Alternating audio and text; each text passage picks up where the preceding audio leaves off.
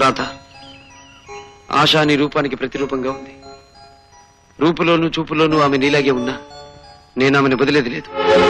విజయ్ని దెబ్బతీయడానికి, నా పగ చల్లార్చుకోవడానికి ఆశాను నాశనం చేసి తీరుతాను.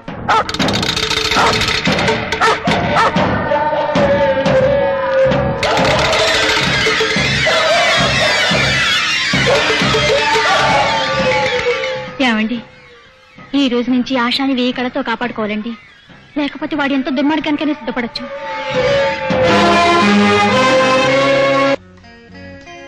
నా పంచదార చిలక, ఈ 3 ఏళ్ల పాటు నాకు కంటిన్యూస్ గా స్వర్గం చూపించేశావు. రోజుకో ముద్దుతో, పూటకో ముచ్చటతో నన్ను పిచ్చెక్కి చేసినందుకు నీ పేర ఒక డూప్లికేట్ తాజ్ మహల్ కట్టించాలనుందే. రేపే కాంట్రాక్టర్ని పిలిపిస్తాను. నిజంగానా బంగారు కొండ? నిజమేనే నా మిఠాయి ఉండా. వెయిట్ వెయిట్ వెయిట్, నేను రౌండ్ వేసుకొస్తాను, ఆ తర్వాత చూసుకుందాం.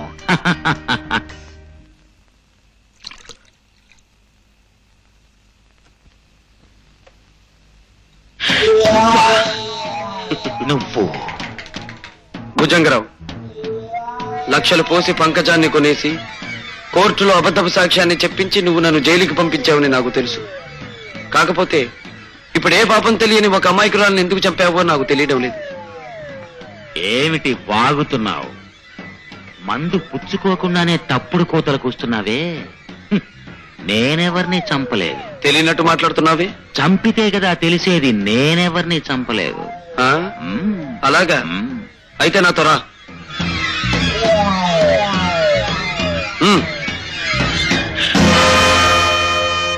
అదిగో, ఆమెను హత్య చేయలేదంటావా?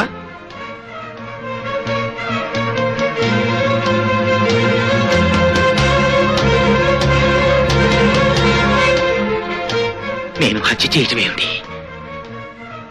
నా స్వప్నం నేనెందుకు చంపుతాను? నో, నేను ఈ హత్య చేయలేదు. నాకే సంబంధం లేదు. నువ్వు చెప్పినంత మాత్రాన చట్టం కోర్టు నమ్ముతుందనుకుంటున్నావా? ఇల్లు నీది, ఈ పడగది నీది, మంచం నీది కాదంటావా? అంత మాత్రాన నేను హంతకుండా ఎందుకు అవుతాను? నువ్వు ఖరీదు కొనుకొచ్చి నా స్వప్నం మీద నీకు ముచ్చట తీరిపోయింది. ఆమెని బ్రతుకి అడ్డు రాకూడదనుకున్నావు, అందుకే పొడిచి చంపావు. దానికి సాక్ష్యంగా ఆ కత్తి మీద నీ వేలిముద్రలు కూడా ఉన్నాయి. మరిప్పుడు కోర్టు ఏం తీర్పు చెప్తుందంటావు? నో, ఇదంతా మోసం, దగ. నువ్వు నన్ను అన్యాయంగా అబద్ధాలతో విషవలయంలో ఇరికించాలని చూస్తున్నావు. అవును, అది నీ దగ్గర నేర్చుకున్న విద్య. అబద్ధాలతో అన్యాయంగా నన్ను నాడు వల్ల ఇరికించి జైలు పాలు చేశావు. ఈ రోజు అదే పద్ధతిలో నువ్వు ఉరికంబం ఎక్కబోతున్నావు భుజంగరావు. ఉరికంబం ఎక్కబోతున్నావు. నో, నాకు ఉరి శిక్ష పెట్టు. నేను ఉరికంబం ఎక్కను. పారిపోతాను. చట్టం నుంచి దూరంగా పారిపోతాను. I will run away from the law. I will run away from the law.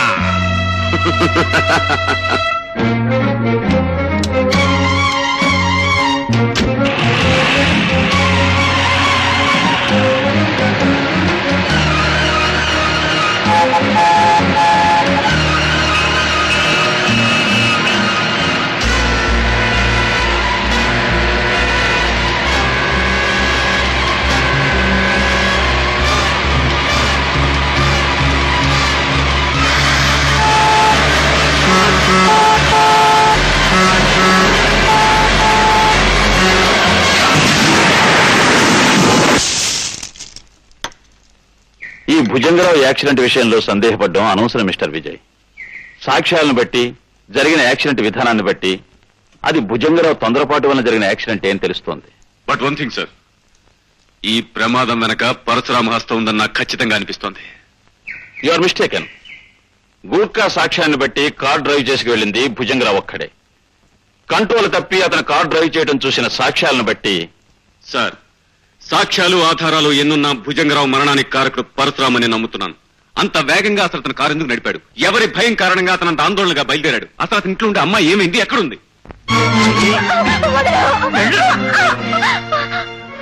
3వ గంట వాడికి తెలియకుండా మా బాస్ నిన్ను మరో ఊరు పంపించామన్నారు.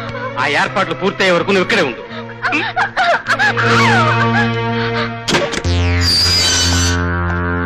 సలాం జాకీ సాబ్ సలాం. రండి.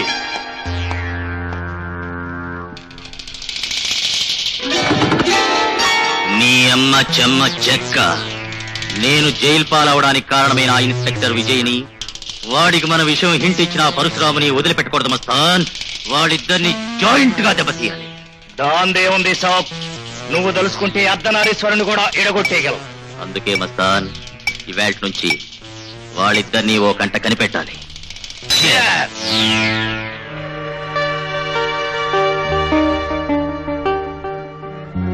జైలు నుంచి బయటికి రాగానే సాక్ష్యం లేని విధంగా భుజంగరావు చావు కారకుడయ్యాడు ఈ పరశురాం. నా ఊహ నిజమైతే ఇక అతని తరువాత లక్ష్యం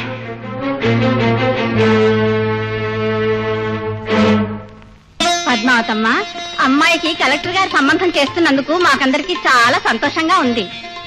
అంతా భగవంతుడి దైపిని గారు. అవునమ్మా, నిజమే. మరి ఏమిటి ఎస్పీ గారు హఠాత్తుగా ఇలా వచ్చారు? నీకో ముఖ్యమైన విషయం చెప్పాలి పంకజం. పంకజం పేరెత్తకండి బాబు. ఇప్పుడు పద్మావతి పేరుతో 10 మందిలోనూ మర్యాదగా బ్రతుకుతున్నాను. విషయం ఏమిటో చెప్పండి. పరశురాం జైలు నుంచి రిలీజ్ అయ్యాడు. పరశురాం? అంతేకాదు, భుజంగం చావుకు అతనే కారణం ఉన్న ఉద్దేశం. శుభవాణి నా కూతురు పెళ్లి చేసుకుంటుంటే ఈ కబురు ఏమిటి బాబు? ఇప్పుడు ఏం జరుగుతుందో ఏమో. నీ ఇంటి చుట్టూ మా మనుషులు 1000 కాళ్లతో కాపలా కాస్తున్నారు. అతను ఇక్కడికి రావటం అసంభవం. బాబు, నేను పంకజం అనే పాత పేరుని, పాత జీవితాన్ని పూర్తిగా చెరిపేసి మర్యాదస్తురాలుగా మారిపోయాను.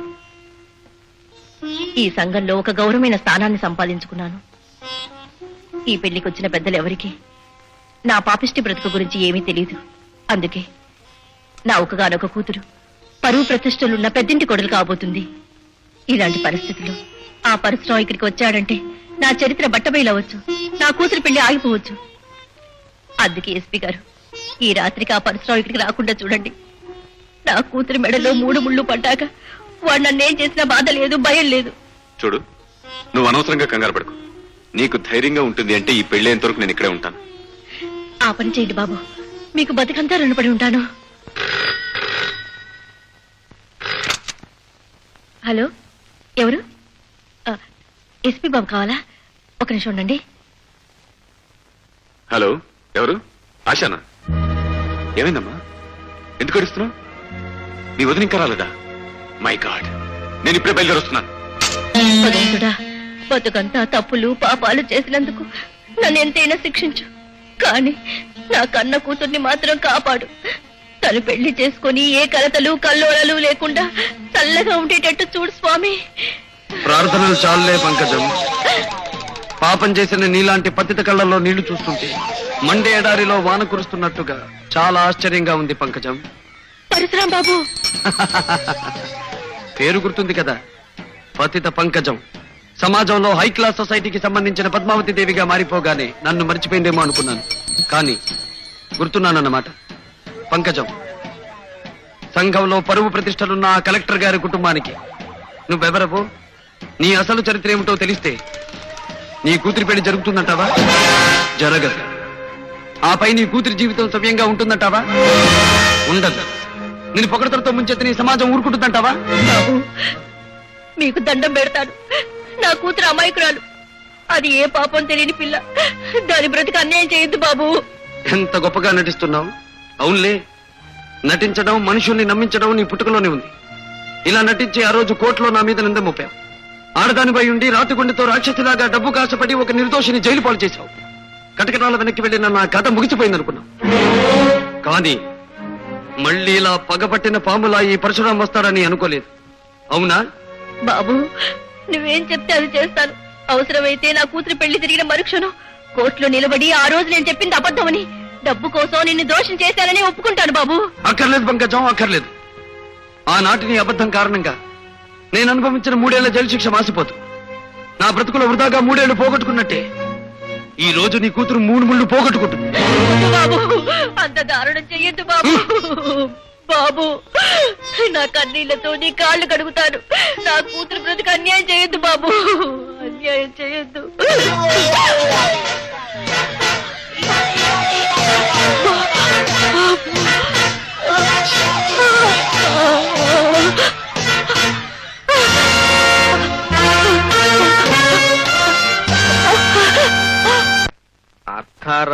రాత్రి హత్యలు హత్యలు చావులు మనకెందుకు? ఆమె మధుర రాత్రులు, ఆమె మధుర రాత్రులు. ఇదేదో గిట్టుబాటు అయ్యేటట్టుంది.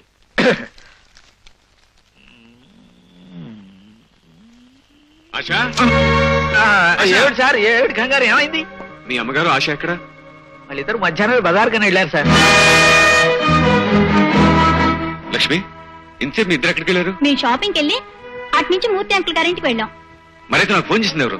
మేమేం చేయలేదన్నయ్యా. అయితే దీనికి కారణం మై గాడ్. ఏమండి ఏమండి